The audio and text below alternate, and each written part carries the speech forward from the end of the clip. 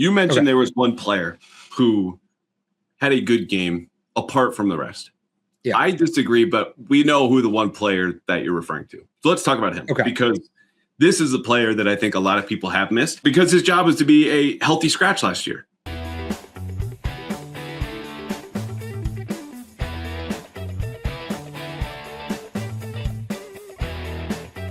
All right, it is a happy Friday on the Pass Interference Podcast, part of the zappy, zealous, CLNS Media Network. It's not because the Patriots preseason opener is over. And that game, 13-13 tie. It's not quite like kissing your sister, but, maybe like spooning your cousin. And on that note, we bring in our pal Alex Barth of 98.5 The Sports Hub, who we bring it on for his expertise in the football realm, not in the spooning cousin department. But if you have any comments or, a different analogy that might have people just thank you. Listen. For that open. Thank you for that intro, I guess. And thanks for having me. It's good to talk to you again after we just spoke 5 minutes ago on the Patriots podcast. I hate ties. I hate the NFL has ties. You know me, football is king. I love the sport, but if I could change a couple things high on the list, I don't know if it would be number one, but high on the list would be getting rid of ties. I think it's a very unsatisfying ending. I don't think it helps anybody, but in the preseason, whatever, I'll be honest, last night, as I'm kind of doing my updates on Twitter and stuff, I realized I wasn't giving the score. And then I started giving the score. And for some reason, giving the score felt weird. Who cares? But then at the end, it became part of the story. So, yeah, I'm good with the ties in the preseason. Get them the hell out of the regular season. But we didn't need overtime last night. Number one, you were right to not include the score of that game, which the longer I am on this job, and you and I both started at the same time. I don't think people know that. In 2018, Patriots beat. The more I've realized people just do not care about the score of the preseason game. And look, it's because the teams don't count. So don't care, I should say. They're keeping score because they have to, and the way that you show up to work some days because you have to. And we're all happy football is back. But and people will realize we're about to discuss this game very differently than we will discuss the 17 others that the teams and the players and the coaches do care about beyond, their own individual performances. The second thing is you talk about getting rid of ties. Here's a hot take for you. I would do away with every kind of tie. I do not really like to wear the tie. Maybe it's because, we had a lot of loss in my family when I was growing up. So there's just an association there. But setting the serious, sad stuff to the side, what good does it do me to dangle some cloth from my neck? You know what I mean? I'm wearing a button-down shirt. I have presumably a jacket on, maybe even an entire suit. Is that not enough for you? Is that not enough for the formalities of the world? Do away with the ties. Let's loosen up a little bit. Do away with the ties in the football field. And just, I don't know, have a field goal kicking contest. That'd be fine by me. Trick shots. I don't know. A game of horse with the kickers is even better than what we just did. Well, field goal kicking contest last night after the way that game ended, I think would have been fascinating. That would have been excellent. No, I'm with you. I prefer the shirt open because every time I have to put a tie on, I have to, and I'm a slob. I don't dress up a ton. Once or twice a year, I have to button up a shirt all the way to the top. And every time I do, button's a little tighter. And it reminds me my neck got a little fatter, and I just don't like that. So I'm with you on abolishing the ties. Yeah. All right. You mentioned it. We just wrapped up on your podcast. People should go visit the Patriots Hub podcast, as they should be all the time anyway, for serious, informed football talk, except when I described James Hudson's penalty last night as being as egregious as anything, unless he had just started streaking down the field because he was that far downfield, ineligibly so, that he got flagged and eliminated or negated, I should say, an explosive play. Now, that all said, we did a lot of roster bubble talk and guys who helped their cases. And, sometimes it's not even for a job. It's just your place on the depth chart. Really good football talk there. Go listen to what we had to say on Alex's Patriots Hub podcast. Now, today, as you could tell by the title, we are going to dive into the real sicko stuff. And in all seriousness, this is why you are here. The stuff that you missed, whether you were going to the bathroom, whether you were zoning out, whether you were on your phone or just didn't watch the game at all, we are here to bring you the minutia beyond the highlight of Kyle Williams' touchdown that you saw. Very nice play, great release, soft hands, perfect throw. Everybody saw it. We're not here for what everybody saw. We are here for what you missed. And leading off, we'll do offense first. Okay. What did the people miss that was most important about last night? I think it was more what the Patriots missed, and some people might have seen it, but I thought, now when I say this, there's an important caveat here. None of these starters played, so I don't want to start hearing crap about Will Campbell. Short of one player, it was a really rough night for the offensive line. I just, in the run game, in the pass game, this carried over. I thought this was also the case in the joint practice. Some of the depth spots that we've talked about, I think really got put, front and center. And again, people might miss this because I don't know how many people are watching the line, especially in a preseason game, but I thought Jim Miller to get up to 55 yards, I thought was an impressive effort, and you certainly saw him creating some on his own. Poor Lan Larison got put in a bad spot, I thought, more often than not, 7 carries for 1 yard. That number, I would say, is more reflective of the blocking than his performance. There's obviously some of it on him too.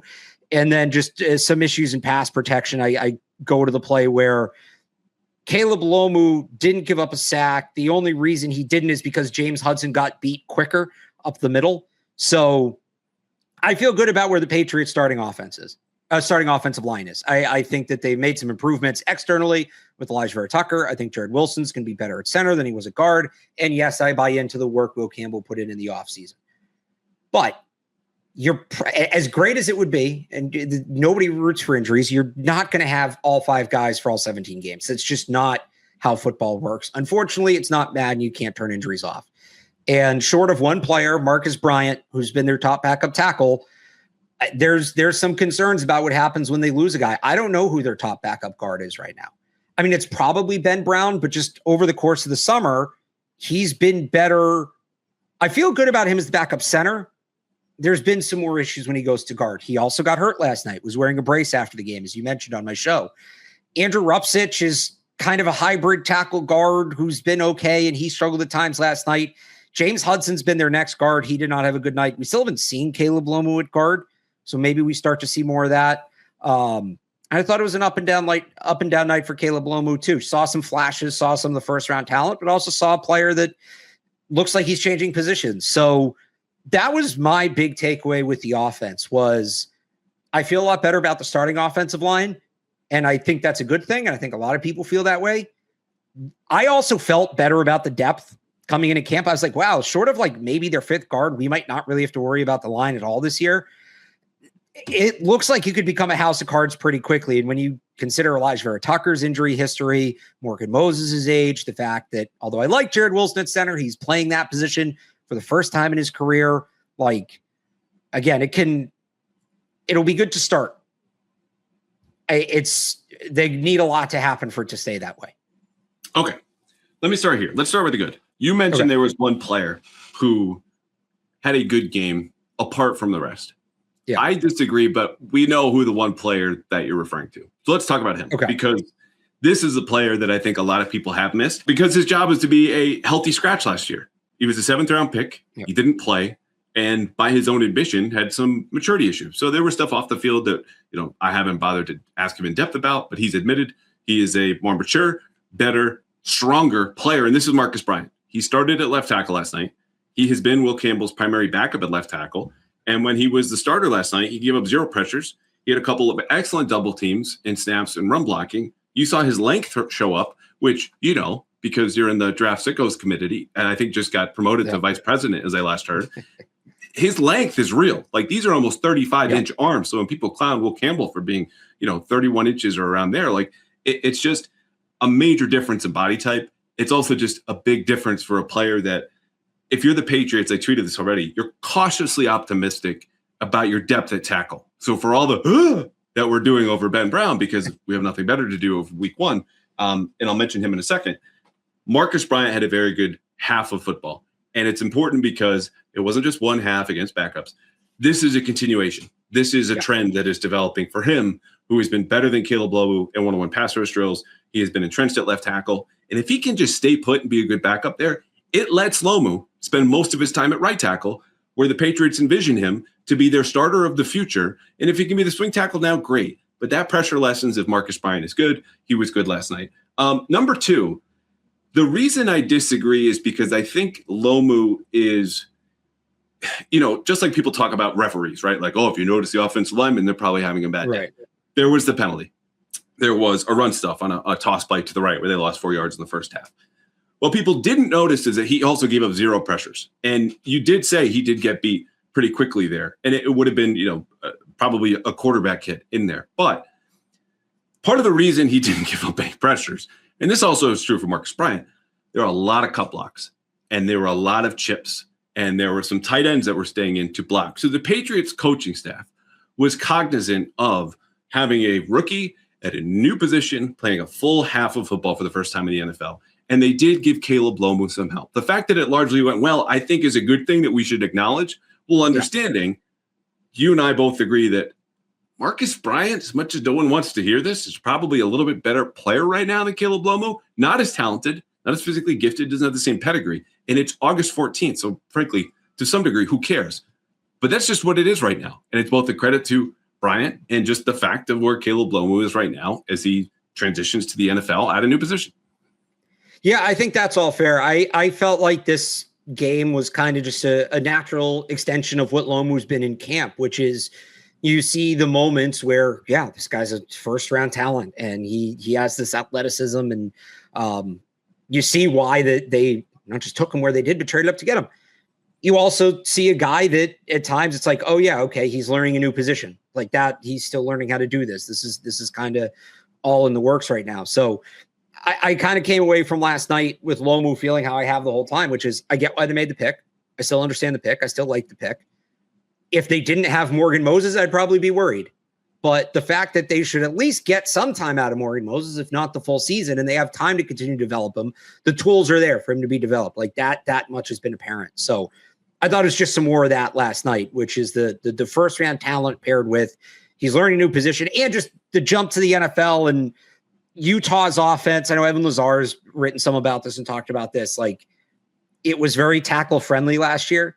And there's things that he did in that system that just aren't applicable to the NFL. So he kind of has to adjust. And Mike Vrabel's talked about this too. Like, I think it was the night Lomu was drafted, or maybe it was right before spring practice. No, it would have been before spring practice. He said, there's different ways to coach the position and not everything's wrong, but sometimes you just want a guy to do something differently. And he's had to deal with a lot of that.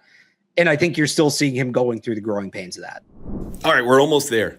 Patriots Seahawks season opener. In the meantime, preseason football, baseball, the WNBA, and whatever you're watching as we all wait for kickoff, week 1 in Seattle.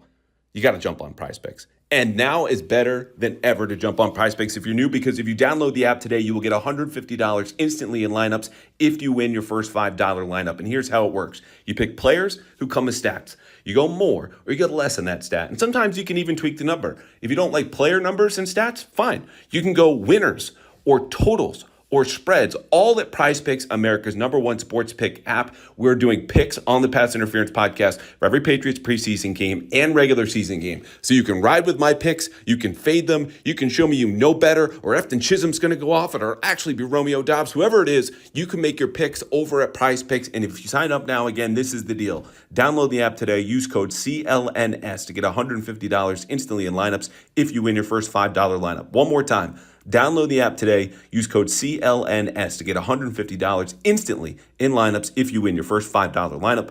PrizePicks, America's #1 sports pick app. Yeah. And look, you go back to podcasts you and I did, articles we wrote about Will Campbell, and you'll see a lot of Keanu White's kind of kicking his ass in one-on-ones. And, there were some reps in the preseason that everyone's like, and that's what it was at times. But for most of the regular season, he was good. Now, this isn't about Will Campbell, but I'll give you another rookie who has generated a lot of buzz is probably strong. But look, this is a podcast for sickos by sickos. Yeah. Tanner Arkin, a little too tall to be a fullback. I'm going to put that out there. Yeah. Right. And it sounds, silly because it kind of is. Didn't love his snaps straight out of the backfield coming downhill. But what it represented to me was something that has been expressed in, I think, a thematic way or an obvious way, meaning you sign Reggie Gilliam, okay, you're more invested in a fullback. And monetarily, like you spend money on Reggie Gilliam, and guys have talked about it. Everybody wants to run the ball more, blah, blah, blah, blah, blah. If you are running only base plays in the preseason, which is what they're doing, and you're putting a 6'6" dude at fullback to make sure you can run your base plays, knowing that's really not a great fit, and that's what unfolded last night, you are committed as an offense, as Josh McDaniels, to the fullback in a way that I think is deeper than people know or we've discussed. The good news is it won't be 6'6" Tanner Arkin, who will go back to just, kicking some ass on the edge. And the ways they're going to use this, you saw a couple of movement blocks, which Vrabel talked about at the combine, and it is more interesting now. But the point is, Jam Miller's best run as a running back was an outside zone to the left, and they got a numbers advantage, and they had Tanner Arkin going in motion at the snap, parallel to the snap, straight into a block as he's moving forward. So it was kind of like, outside zone belongs to everybody. But it reminded me of a Miami Dolphins run with a motion at the snap, the lateral movement that immediately pivots and goes vertical with the block, and that helps you give an advantage from a number standpoint as well as a physical momentum for the blockers. And it went for 15 yards. It was their best run of the night. So there are schematic tweaks represented here by players that won't be carrying them out in the regular season, but it tells you something now when, all right, this is our base stuff. Yeah, everyone's going to know that we're running this. And it's a little different from what they were doing last year. Yeah, I think something that's been underrated, and I'll start here because I think it's funny you mentioned Tanner Arkin's too tall to be a fullback. I was surprised when they had Jack West overdo it last year. I always forget James Devlin was 6'3", so 6'6" is still too tall, but just shout out James Devlin because it's low man wins. You do need that bend and that leverage at fullback. He was really 6'3". He's listed at 6'3", yeah. So becomes and I think Jakob Johnson was too, if I remember correctly. Just his career becomes a little more impressive, right? When you realize that he was 6'3", Jakob Johnson was also 6'3". So, okay. But 6'6" is too tall. I'm with you. Like there's a low man element to that position that again, it's impressive, James Devlin. I think a fullback like 6 foot, maybe 6'1". I think Mike Allstott was 6'1", right? But I think what people miss, and to your point, I don't know that Arkin's the guy to replicate it. If anything, it would be Westover. And I was a little surprised they cut Brock Lampy, just insurance for a position you've invested in, and like what we're talking about, not having to play Reggie Gilliam in the preseason. Gilliam is not like Jakob Johnson or James Devlin. He's not another lineman. Like there's an athleticism that he has that those guys don't have, and motion to put him into blocks. They used to line up James Devlin out wide and we'd all laugh. And I think once in like 1,000 times they threw him a pass to keep the defense honest. That's a little bit more real of a threat now. So again, we didn't see a ton of it last night, but to your point, it was this little indication of they didn't use Devlin or Jakob Johnson on that kind of motion at time. I think they did a little bit. There were a few times, but Reggie Gilliam's athleticism is going to be something that they can tap into. This is not going to be it's going to be closer to the McDaniels fallback than maybe not, but it's not going to be exactly that. I remember, if you want to go way back, the COVID year, they added Danny Vitale, and then they brought in another one of those like H-back use check types at the very end of McDaniels' last tenure. And they kept getting hurt, and I think Vitale opted out due to COVID, but like they kept trying to make that a thing, and it never took. Oh, wow. Gilliam's not full there, but I wonder if Josh McDaniels is going to try to go back to a little bit of that and try to tap into whatever he was trying to do. I still don't entirely know what the plan was for that. I just remember they kept bringing in guys that fit this mold and they kept getting hurt. Well, okay. So first of all, I'm disappointed because when you said way back, I thought we're talking Larry Centers here. We can talk Larry. We can talk should be Hall of Famer Larry Centers. Okay. You're going to singe my eyebrows with these takes going into the weekend. Look, I'm disappointed in myself secondarily that I don't remember Danny Vitale, and maybe this is just the emotional part of my brain protecting me from going back to 2020 in any kind of capacity. Fair. But the perhaps even better example of this commitment to the fullback, which is both a McDaniels thing, but I think also highlights the physicality and the need to reestablish themselves at the line of scrimmage or running the ball that is very much a Mike Vrabel football team and philosophy, is Landon Roberts run through a mother bleeper's face the year before, taking a linebacker to put him at fullback because they missed James Devlin so much. Anyway, enough about the fullbacks. But look, it was just the Brock Lampy answer might be that they put Tanner Arkin and liked him there enough, even if Tanner Arkin's a better player than I think he showed last night. But it's just something that, again, they're going to do things that they did not do last year because of their confidence in that position. And I will say this, how they move that player, Arkin last night, it'll be Gilliam in the future, from a fullback position to being a number 2 tight end to sometimes the number 1 receiver all the way out wide, like you just described James Devlin, when they're going tempo. And they believe that's going to give them an advantage, and we'll have to wait and see because they're not going to do this in the preseason. Okay. What else do we miss on offense before we go to defense? Cameron Dorner had his moments. I was excited to see that. Like, and look, 3-4 years ago, Cameron Dorner would have been maybe the story of Patriots camp. Like, oh, they found they might have found a guy. And, I've likened him to Christian Wilkerson, and like those two battling for the last spot would have been such a thing. And now they have too many receivers, and it's a good problem to have, but it's where they are. But on one hand, you're going to want some guys on the practice squad. And I think that he's a guy that is pretty versatile in terms of where he can line up and the routes he can run. And there's value for that on the scout team. Kyle Dixon's going to take the John Giles role of the other team's big X, but who's going to take the Jeremiah Webb role of the other guy? I wonder if that's Dorner. We're talking practice squad, right? For the folks who are not up on their practice squad and scout team. Yes. Yeah. Scout team, really, not even practice squad. Yeah, scout team. You're right. And there's also, I don't know, maybe it's a little cheesy, but something I kind of like about the preseason and training camp that's fun is these guys that you're not an NFL star, you're not an NFL roster, but hey, if you're somebody that can hang around on a practice squad for 4 or 5 years, you're going to make good money. And it beats going to do a 9 to 5. And I think Cameron Dorner, whether it's here or somewhere else, he's going to be in an NFL building this year. It'll probably be on a practice squad, but I think he's shown enough between the camp, some of the stuff he did last night, if he can continue to do this, that he should be employed by an NFL team. And I mean, he's not the only one that's done that. There's other guys that he just comes to mind. Like Channing Canada is another one that it might not make the team, but I think with how many opportunities the Patriots have given him, will get some attention that good for them. It's cool to see. It's always a fun story when those guys kind of come out of nowhere and claim a spot in the league. Yeah. They'll have better stories at parties than literally anybody else there. So good on them. Right. Last thing for me on this, we talked about the pass protection. In my opinion was better than people would have noticed. The one player who is best in that regard, why it was with the coaching help and a lot of cup blocks and some chips and some, tight end staying in the block, as well as one tight end being too tall to play fullback, but we know why they're doing that. The running back competition now we know is more pressurized because Terrell Jennings has exited stage left onto injured reserve. He's out for the season until they release him or don't with an injury settlement. And that means Lan Larison or Jam Miller, who saw the bulk of the carries last night, or welcome back to Michael Hasty to play for a third different Patriots coach in the last 4 years, as well as Hassan Haskins. Here's your shot. Go ahead. And they both saw action last night. The thing that I always say about this position is the difference in value for what you're going to be able to provide as a running back is very often the yards you can create on your own. What do you do when there's nothing there?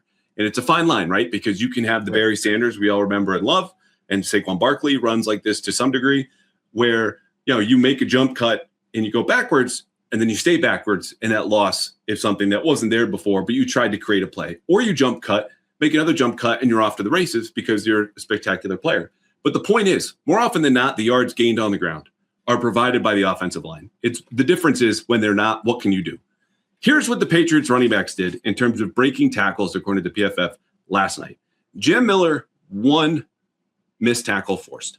Lan Larison, 0. Hassan Haskins, 3. So the guy they just signed off the street, who played in the fourth quarter, did more with nothing than the 2 guys right now who, based on reps and training camp, you would presume to be the favorites for the number 3 job, which is why I said on your show, I think the number 3 running back is just not on the roster right now. And Jam Miller's a 7th round pick. Lan Larison was an undrafted rookie last year. It's not a total surprise. I just have not enjoyed or been impressed, frankly, by anything I've seen from Lan Larison. And Jam Miller is a little upright. He's a little stiff, but he was the best back last night. I don't think that's arguable, unless you want to make a case for Hassan Haskins, which is there to be made. I'll say that, some people might hear that number and it's, Haskins was going against, further down the depth chart players, but I really liked Hassan Haskins at Michigan.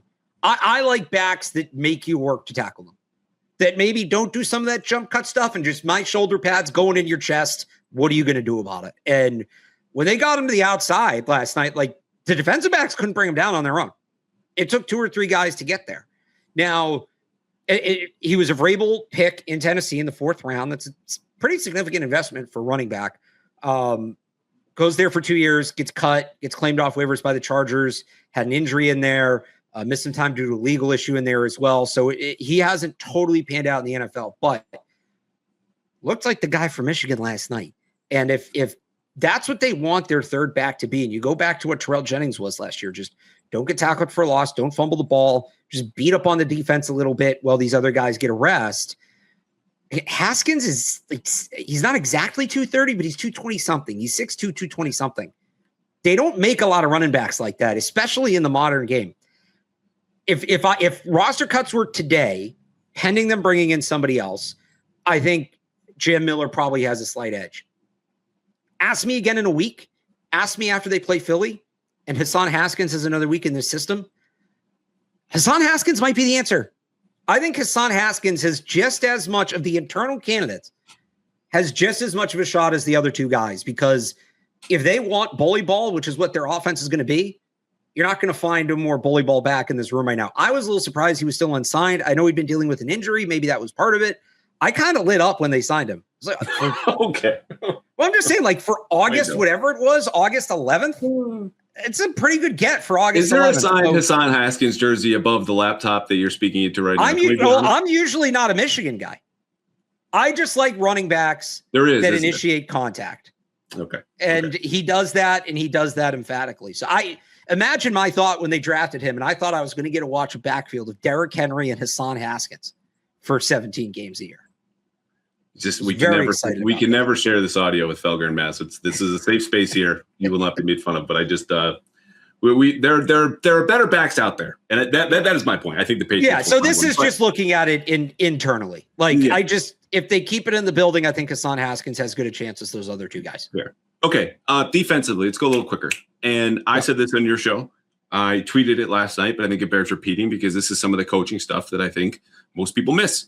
You see the interception Kindle Vildor made. And I'm not even going to make the joke this episode because he doesn't deserve it. The dude played 8 snaps, went, I'm done. And that's a great sign for his chances of making the roster. The other good sign is that on the interception, they're in one of the Patriots base coverages, quarters. And this particular version is called Palms. And Palm says, if you're the outside corner and you're the slot corner, both of you are staring at the slot guy. Okay. What he does is going to basically dictate where you go next. And in this case, as we all saw on this particular play, the slot receiver ran an out route towards Vildor, who was the outside corner. So as he drifts backwards and then sees the slot receiver break outside, his technique is to say, I'm going to break on this route. It's almost like a trap that they spring. And sometimes trap coverages work like this because he knows, even though his receiver, who's right across from him, is zooming by, Del Pettis, the deep safety, his responsibility is to take that receiver vertical. That's what happened. So I know this was a tip drill interception. I know Gabe Akers kind of got in the neighborhood of a hurry. If you want to give it to him, great. If not, I understand. And Anthony Richardson put like extra mustard with some spicy mustard and some brown mustard and just everything he had in the fridge on this football that was a little too high and a little too fast. And then it got tipped, and that's how Kindle Vildor came down with the ball. He also came down with that ball because he had perfect eye progression and technique. That stuff is going to give the coaches just warm feelings inside about having him on the roster for week 1. And so we all saw the interception, but the stuff that led up to it is going to make the difference when they're doing the roster cuts. And when you and I are thinking, who do they really want to keep? Is it Channing Canada? Is it going to be Karan Prunty? Could it be both? What about Vildor? That to me now, Vildor at the end of a good week for him, stuff like this gets you a job. That's just how it is. And I think that highlighted a theme from last night. You talk about what the coach is looking for at the position. I thought, and cornerback usually isn't a physical position, but I thought a lot of those guys took advantage of being in a game setting to show that they have a little more in their bag that they maybe can't in practice. Because it's a kind of a physical play for Vildor too, to go get that football. And another one, Karan Prunty blows up a screen. It was the end of the first quarter, beginning of the second, right, where he sheds the block. And, I think, if I remember right, the ball carrier technically got like a yard, so it wasn't a tackle for loss. It doesn't show up like that, but that's a really good play that you're not usually looking at that kind of play as being a highlight for a cornerback. And it's not just the physical, like it's the physical to get off the block, but part of the reason he's able to get off the block so well is he initiated the contact because he saw that play was coming before the receiver could really set and block him. So I was impressed by that overall last night. Again, Vildor is probably at the top of the list on it, but I thought the cornerbacks really brought the physicality, which is not a sentence you say often, but it's something that Mike Vrabel probably appreciates. And yeah, I thought after a rough practice for a lot of those guys, Vildor, Prunty, Canada, Kobe Minor, Minor didn't have a great game last night, but Yeah. I thought they really responded. The position as a whole, collectively, really responded well after kind of getting torched on Tuesday in the joint practice. Yeah, they did. All right, what's next on your list? Things that people missed defensively. We saw the KJ Britt stuff. Great night for him, and that's a guy that we expected to see coming into camp. Gabe Akis was out there at the edge. Yeah. Is there anything with him that you think people missed? I maybe not missed. I would say I thought his night was more good than bad. And I think a lot of people are going to look at the highlights. I was a little surprised he got pushed back the way he did on that quarterback sweep they ran down near the goal line to Anthony Richardson. I'm sure that's the first play the coaches have cut up for him when he went back in today to go over the film, just because that's a play that I think plays to his strengths, just going out to set that edge. So I was a little surprised on that. It just under the radar player. Joshua Farmer had a sack, so people will point to that, and it was more of a coverage sack. I actually just thought play to play, he held up pretty well. More of a run player, although he's built like a pass player. It's such a competitive position. He's had a good camp. I thought he continued it last night. The sack aside, like that's kind of the thing. I feel like it's the case for a lot of these guys. Like we were talking about it. I forget who the player was. We were talking about on my show, but you were like, the highlight aside, he actually had a good, I think it was KJ Britt. Yeah. The highlights aren't actually why KJ Britt had a good night. Like they're part of it, but it was more the down and down consistency. There were a couple guys on defense, Vildor down to down as much as it was for how little he played. Britt, Farmer would be guys. I guess sort of Braden Swinson. I don't know. Swinson turned into a maniac in the fourth quarter and really just started getting in the backfield. But for who he was going against, I'm kind of like, all right, he's probably earned more reps because he beat those guys, but I'm not quiet camp so far. I'm not willing to put that in like total I guess it's progress, but that was one too where I thought he popped late, but I'd like to see him pop against better players. Yeah, let's just hit on all the edge guys quickly then, because to answer my own question, Akis made a lot of fast, aggressive mistakes, and that is how the coaches want the Patriots to play. Like Kevin Byard told me in an interview earlier this week, it was Del Pettis. We were talking about Kevin Byard. He said they just want us to run around like a bunch of hyenas. And so, look, Gabe Akis has not practiced for 2 full weeks yet in the NFL. Like there's a sentence that is one word in my film review tomorrow for the Herald that just says patience. I'm going to abide by that for at least another week with Gabe Akis. But he falls for 2 option runs. He lets Anthony Richardson escape outside the pocket. I didn't think this was more good than bad for him. But what this one data point of this first game for him means to me is very little compared to what it would have meant had he had a full spring and been there for the start of camp, as opposed to ramping up for the first week and now being thrown into a game where, there's a world in which he doesn't play last night because they don't think he's ready. Yeah. So disappointing in a sense. What does it matter? What does it cost? Nothing. It's a bigger deal that Harold Landry's not on the field. As far as the other guy who started opposite him, Quintavious Hutchins started. That might be something people missed. 7th-round rookie at BC. 1 tackle, 0 pressures, not great. Swinson had the batted pass that you mentioned, but you're playing in the fourth quarter of the preseason opener, not good. And then Jesse Luketa runs with a hot motor, and he played on. Let me see. I have the notes here. Swinson played on 3 special teams units. So, like, if you're building a case, Swinson, the law firm for why Braden should continue. This family member you're representing in the court of roster law. That's probably point number 1. It's not anything he's done on defense, but look, you make the plays when you can. He did it on 4th down. Good for him. It's just still, I see this position and just go, like you need more and maybe fast. Yeah. And to keep building on the edge conversation, the guy we didn't mention, Xavier Holmes, didn't play last night. Was doing some pregame workout on the field. He might be a little banged up, but of that depth group, and I'm with you, like Harold Landry not being out there is the headline of this group, but somebody's going to have to claim the roster spot. I do think they make an external addition. I think you're going to kind of have to. But even then, if Landry opens on PUP, you're probably looking at filling 2 spots. Right, because you're going to have Akis, Jones, Ponder. Yeah. External addition is 4. I think you probably need to carry 5, especially if Akis still looks a little behind to start. So here's the interesting part, not to totally jump in, but because actually this is something that expands into something bigger. Okay. You've noticed how they're playing a little bit more base in practice lately. And when they're doing that, it's with 3 defensive tackles and only 1 edge player because they're moving a Barmore, a Milton Williams, basically everyone but Corey Durden, who just gets to hang out between the B gaps on the edge. And so they're playing with 3 linebackers, 4 defensive linemen, but only one of them is a typical edge player. And that to me might be their way of mitigating the issues on the edge, being like, okay, we don't have to put the 46th best player on the team out there because he just plays a position where we don't have anybody else. What if we played the 35th best player?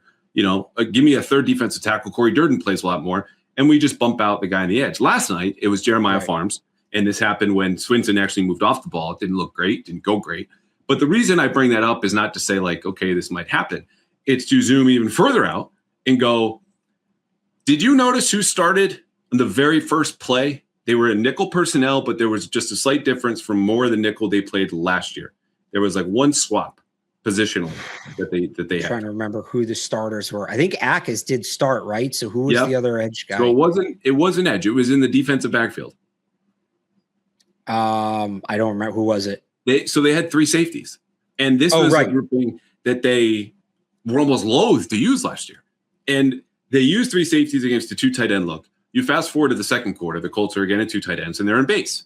And sometimes this is dictated less by personnel and more in down and distance. To use yet another example, they're in 3rd and 3 in the first half. And I'm counting going 1, 2, 3, 4. There's 6 defensive backs here. What's going on? This is short yardage with a 300-pound human being quarterback, or whatever Anthony Richardson is. He's probably 260. Point is, they're in dime, which they played more of as last year went on, but not in 3rd and 3 and not with that personnel out there in the field. They're diversifying their personnel usage on defense. They're expanding their coverage menu. It might narrow. They might be a do what we do defense by the end of the season. But for now, they're doing more things with more different types of players and positions than they were a year ago. Some out of necessity with the edge discussion and the balance there. And some just out of maybe they reviewed the tape last year and said, we weren't good enough in short yardage with the 3-corner nickel and playing Marcus Jones as much as we did. Let's get a little bit bigger with the safety and put Del Pettis in the box. Yeah, no, and it goes back to the beginning of camp. We've seen them do more of that. Now, I don't know where you're at with their safety depth. I have my questions there. Obviously, the starters are tremendous, but Del Pettis, we kind of know the player he is at this point. John Saunders, in my mind, is maybe past Mike Brown as that 4th safety, and then obviously you have Schooler. And then you have Schooler to whatever extent he's going to – I like the Longhorn package for like 5 or 10 snaps a year, but that's pretty much it. But that's another one where if they're going to run more 3 safety, to your point about, well, let's kind of configure things. And I know this isn't one or the other, but those are 2 spots where they're thin. And so if the answer is we're going to have more defensive backs on the field so we don't have to use this edge guy, okay, but I don't love that in the secondary either. So maybe that's somewhere else they had externally. It's just funny that those are the 2 spots that are kind of being emphasized. And I actually feel okay where they're at with linebacker, assuming everybody's healthy. I know Christian Ellis got banged up in that last practice. It's not the deepest position on the roster, but I think they're all right. Obviously, defensive tackle, they're in a great spot. In corner, again, assuming everybody's healthy, I'm feeling better about. It's safety and edge that are kind of the 2 that are thin, and those are the 2 that, to your point, they're maybe trying to configure more on the field. But I still think edge is somewhere they have to go external. But to go back to where we started, I do think it's interesting that I don't think so. You had at the beginning of camp, you had the group that's going to be your core, your base, which was Ponder, Jones, Akis. Now that he's going, and then maybe Landry, TBD, but hasn't been yet. And then you have all these UDFA 1st year, 2nd year players who most years would just kind of be camp bodies, but you need a guy. And then Braden Swinson kind of exists in the middle. 5th round pick, viewed as underdrafted, tremendous talent, questions about mentally where he's at, how he approaches the game. And you kind of hoped he would go more towards that established group. And no, he shouldn't be okay, he's a 5th round pick. People thought he'd go top 100. He should not be in competition with, no offense to, the Amari Gainers and Xavier Holmes and those guys on the roster, but he has. And the guy that stood out to me the most from that group, Swinson included, is Holmes. So him not playing last night, in camp. Yeah. So him not playing last night, he was the one I really wanted to see. I thought he had a chance to really make a push. And then the fact that none of those other guys, you have to put a little asterisk next to Hutchins, just because I wonder if they see him as almost another Brennan Schooler, Nate Ebner type, just going to play special teams and you're going to play the edge in the preseason because we need bodies. But I mean, that's what he was at BC. When we asked him after the draft, like to describe his game, he went right to special teams. He knows it. So he may have a separate path to the roster that exists outside of this. But yeah, honestly, the thing that goes under the radar that really literally nobody noticed last night because they couldn't. I don't know how many people know about Xavier Holmes. I've tried to talk about him on Felger Mass. I usually get yelled at. He's probably the name to know from that group, and you didn't see him because he wasn't on the field, and I don't think anybody really capitalized on his absence. Yeah, I mean, I joked about this earlier that we can't share the sound about you doing dances and skipping around the room when they signed Hassan Haskins. But look, if you want to be informed, you listen to people like you, and you hear about players like Xavier Holmes before they're on the screen on Sundays. And people who run TV and radio shows around here go, who's that? Oh, who? What? We all know about Xavier Holmes for those of us who've been down there every day. Yeah. So don't ever feel ashamed about that. Look, I agree there. The other part about them playing more base, which again will be game plan specific, but clearly it's something they're at least open to because they're spending time on this precious time in camp. Is they usually. We'll have two edges out there, right? They'll have two defensive tackles. So swapping it out, an edge out for a tackle, that's one change. But that doesn't change the balance of defensive backs to the front seven. What does is when you take Marcus Jones off the field and you bring in a linebacker. And in the case very often in practice, that linebacker, the third linebacker, has been Chad Muma. And what people missed last night was a guy who right now is slated as the top backup behind Robert Spillane and Christian Ellis, having a butt-ugly game. And this was missed tackles. It was bad angles. It was a guy that people in Jacksonville, where he was drafted in the third round, and then Indianapolis, where he was on the practice squad. We're like, oh, that's the Chad Muma I know, and not the one that Patriots writers, self-included, have been excited about because I think he's been in the right place and doing good things. Last night was a bad game for him. I don't think it matters a whole lot more than a good couple of practices that we've seen. It's just a matter of what comes next because this is not a case of someone building and building and building. This was clearly a step back. And it's just something to note for a guy who, could have a Jack Gibbons role. And when you go back, as I did this week, to the defensive snap counts for the Patriots last year, and we all think of Jack Gibbons like, oh, yeah, he came off the bench, started a couple of games. No. That dude was firmly in the top 10, I think top 8 of total defensive snaps played last year for the Patriots. He was on the field a lot. And so there's potential there, if they need him, injury or otherwise, for Chad Muma to do the same. Yeah, and then I think you combined it with the fact that KJ Britt had a good game, and KJ Britt was kind of the opposite, a guy that we expected to do more that hasn't, and I think they're both going to make the team at the end of the day. I actually wrote in my training camp preview of things to watch. I did one for each position, and for linebacker, it was who is this year's Jack Gibbons? Because Jack Gibbons was supposed to be a primary special teamer last year, gets thrust into a bigger role and kind of helped them stay afloat there. Wasn't an all-pro, but he was solid. And KJ Britt has primarily been a special teamer in his NFL career. Chad Muma has primarily been a special teamer in his NFL career, especially as of late after he kind of didn't reach the expectations he had coming out of the draft. And Chad Muma, it looked like, was following that trajectory that Jack Gibbons had followed. But the way KJ Britt played last night was what I expected from Chad Muma. And the way Chad Muma played last night was what I expected from KJ Britt. So it's just one game, but you kind of said it in the open. Maybe guys that aren't worried about roster spots, but depth chart spots, like if KJ Britt now has a really good week of practice, maybe that unlocked something for him. Do we start seeing KJ Britt as that third linebacker? Because I think his athleticism plays well in that role. And Muma's athletic too, but I think Britt could play in that role. So I don't think we're necessarily going to see it right away, but I'll be watching for that. Like, did KJ Britt maybe earn some of those snaps that Chad Muma was getting? So I am personally getting tired of some of our topics. And it's not because it's not warranted. Like, this is a preseason opener. This is the Sickos episode. This is deep depth chart stuff. I'm just thinking, like, we're spending all of this warranted time on position battles that are going to matter at some point in the regular season.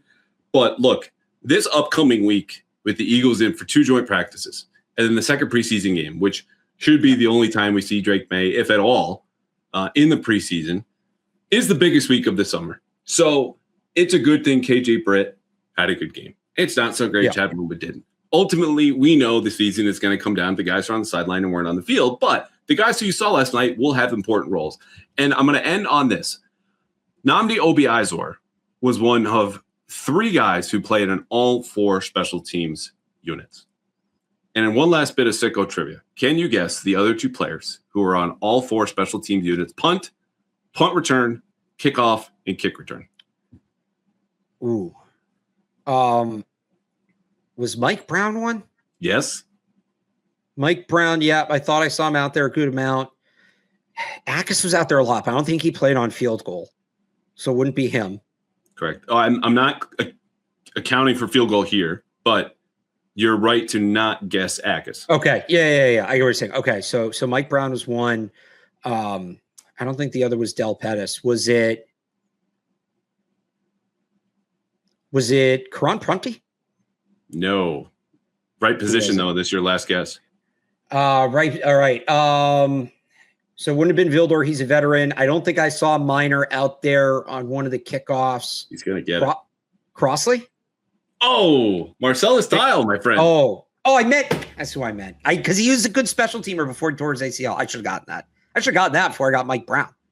Drake May's only friend left from his draft class because he's the only one left from 2024 class. You want a good trivia one kind of like that? Brian Hines pointed this out to me last night. Sure. Only one player is left on the roster who was on the field for Drake May's first preseason snap. There's one Patriot currently on the roster who was on the field when Drake May took his first preseason snap. Who was it? Oh, God. Can't imagine it was a tight end. I'll give you it's a little bit of a trick question. I rephrase still on the roster because maybe that's the wrong way to put it. Still on the roster. Oh, was it Terrell Jennings? Close. JaMychal Hasty. All right. Who just made it back. You know what made my day last night? Yeah. See, did I tell you I'm tired? Yeah. He and I had good conversations. Guys come and go, in the league all across. Yeah. And maybe he was being very nice and I was being very gullible. But we had in-depth conversations about the 49ers offense. Well, it's been before they played the Niners in 2024, and I'm picking his brain about this and that. Very pleasant guy. I go up to him. Hey, JaMychal, my name's Andrew. Oh, I remember you. Nice. And it's not because JaMychal Hasty remember my name. It's just we have conversations with these guys, and it's very much or more transactional than we would like because you got a small amount of time. You need to get certain things. I got to ask something for you. I don't have much in return, but you have enough conversation, learn about him, and hear about his family, where he's from, and these things.